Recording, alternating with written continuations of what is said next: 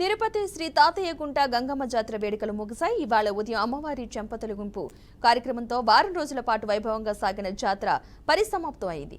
గంగమ్మ బొమ్మకు కావాల్సినంత బంకమట్టిని పక్కనే ఉన్న కుమ్మరివాళ్లు బాగా పిసికి పక్కనున్న ఆచారులకు అందించడం ఆనవాయితీ. ఆచారులు నీలిమందు నూనెను రంగరించి గంగమ్మ ముఖానికి నీలిరంగును అద్దారు. బంగారు పూత పూసిన చేప ఆకారంలో చెక్కబడిన ముక్కెలను అలంకరించారు.